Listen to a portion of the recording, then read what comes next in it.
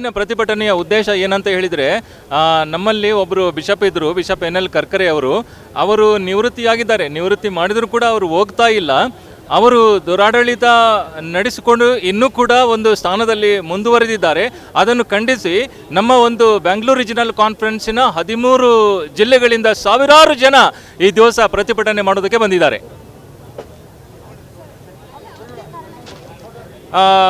ಅವರ ಒಂದು ನಿವೃತ್ತಿ ವಯಸ್ಸು 70, ಇವರು 78 ವರ್ಷ ಆದರೂ ಕೂಡ ಅವರು ನಿವೃತ್ತಿ ಹೊಂದುವುದಕ್ಕೆ ತಯಾರಿಲ್ಲ. ಆ ಒಂದು ಸ್ಥಾನಕ್ಕೆ ನಮ್ಮ ಒಂದು ಮೆಥಡಿಸ್ಟ್ ಚರ್ಚ್ ಇನ್ ಇಂಡಿಯಾದ ಹೈಯೆಸ್ಟ್ ಬಾಡಿ ಆಗಿರತಕ್ಕಂಥ ಎಕ್ಸಿಕ್ಯೂಟಿವ್ ಕೌನ್ಸಿಲ್ ಬೇರೆ ಬಿಷಪ್ ಅವರನ್ನು ಕಳಿಸಿದ್ದಾರೆ. ಬೇರೆ ಬಿಷಪ್ ಅವರು ಕೂಡ ಚಾರ್ಜ್ ತೆಗೆದುಕೊಂಡಿದ್ದಾರೆ.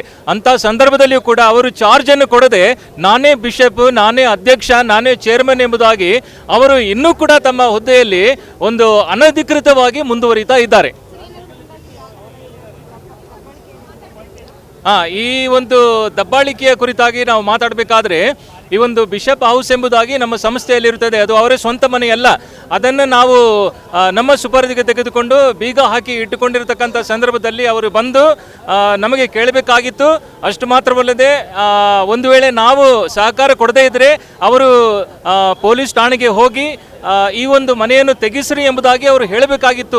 ಅದನ್ನು ಹೇಳದೆ ಗುಂಡಗಳನ್ನು ಕರೆದುಕೊಂಡು ಬಂದು ಮನೆಯನ್ನು ಒಡೆದು ಬೀಗವನ್ನು ಒಡೆದು ಎಲ್ಲ ದಾಖಲೆಗಳನ್ನು DVRಗಳನ್ನು ಕದ್ದುಕೊಂಡು ಹೋಗಿ ನಮ್ಮ ಒಂದು ಸಿಬ್ಬಂದಿಯ ಮೇಲೆ ಅವರು ಹಲ್ಲೆ ಮಾಡಿ ಪ್ರಾಣ ಬೆದರಿಕೆಯನ್ನು ಒಡ್ಡಿರತಕ್ಕಂಥದ್ದು ಬಹಳ ಖಂಡನೀಯ.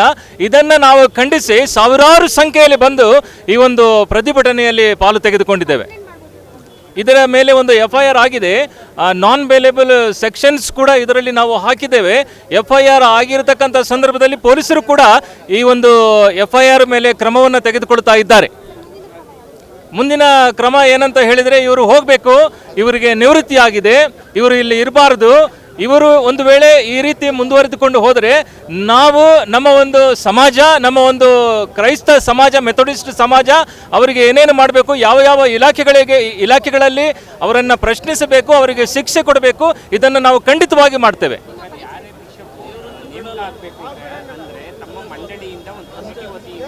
ಸರ್ವಾನುಮತದ ಅನುಮೋದನೆಯನ್ನು ಪಡೆದು ಅವರ ಬಿಷಪ್ ಆಗಿ ನೇಮಕ ಮಾಡ್ತೀರಾ. ಅದೇ ನಿಮ್ಮ ಕಮಿಟಿ ವತಿಯಿಂದ ಇವ್ರನ್ನ ಆಕ್ಚುಲಿ ಡಿಸ್ಮಿಸ್ ಮಾಡಿದ್ದೀರಾ. ಅಷ್ಟಿದ್ರೂ ಕೂಡ ಆ ಸೀಟ್ನಲ್ಲೇ ಕೂತಾಗ ಅವ್ರಿಗೆ ಏನು ಅಧಿಕಾರ ಇರುತ್ತೆ? ಆ ಸೀಟಿನಲ್ಲಿ ಕೂತ್ಕೊಳ್ಳುವಂಥ ಅಧಿಕಾರ ಅವ್ರಿಗಿಲ್ಲ. ಆದರೂ ಕೂಡ ಅವರು ಕಾನೂನು ಬಾಹಿರವಾಗಿ ಕೂತ್ಕೊಂಡಿದ್ದಾರೆ. ಈ ಕಾನೂನು ಬಾಹಿರ ಕ್ರಮಗಳನ್ನು ನಾವು ಖಂಡಿಸ್ತೇವೆ. ನಾನು ರೆವರೆಂಡ್ ಡಾಕ್ಟರ್ ಸೆಬಾಸ್ಟಿಯನ್ ರವಿಕುಮಾರ್ ಅಂತ ಹೇಳಿಬಿಟ್ಟು ನಾನು ಇಲ್ಲಿ ಜಿಲ್ಲಾ ಮೇಲ್ವಿಚಾರಕನಾಗಿ ಕೆಲಸ ಮಾಡ್ತಾ ಇದ್ದೀನಿ. ನಮ್ಮ ಬೆಂಗಳೂರು ಜಿಲ್ಲೆಯಲ್ಲಿರ್ತಕ್ಕಂಥ ಎಲ್ಲ ಮೆಥಡಿಸ್ಟ್ ಚರ್ಚ್ಗಳ ಹಾಗೂ ಇನ್ಸ್ಟಿಟ್ಯೂಷನ್ಗಳ ವೈಸ್ ಚೇರ್ಮನ್ ಆಗಿ ನಾನು ಕೆಲಸ ಮಾಡ್ತಾ ಇದ್ದೇನೆ. ಎಲ್ಲ ಸರ್ವಾನುಮತದಿಂದ ನಮ್ಮ ಒಂದು 13 ಜಿಲ್ಲೆಗಳಲ್ಲಿರ್ತಕ್ಕಂಥ ಚರ್ಚ್ಗಳಿಂದ, ಶೈಕ್ಷಣಿಕ ಸಂಸ್ಥೆಗಳಿಂದ, ಬೇರೆ ಬೇರೆ ಸೇವೆ ಮಾಡ್ತಕ್ಕಂಥ ಸಂಸ್ಥೆಗಳಿಂದ ನಾವು ಇದನ್ನು ಖಂಡಿಸ್ತಾ ಇದ್ದೇವೆ, ಇದನ್ನು ಪ್ರತಿಭಟಿಸ್ತಾ ಇದ್ದೇವೆ.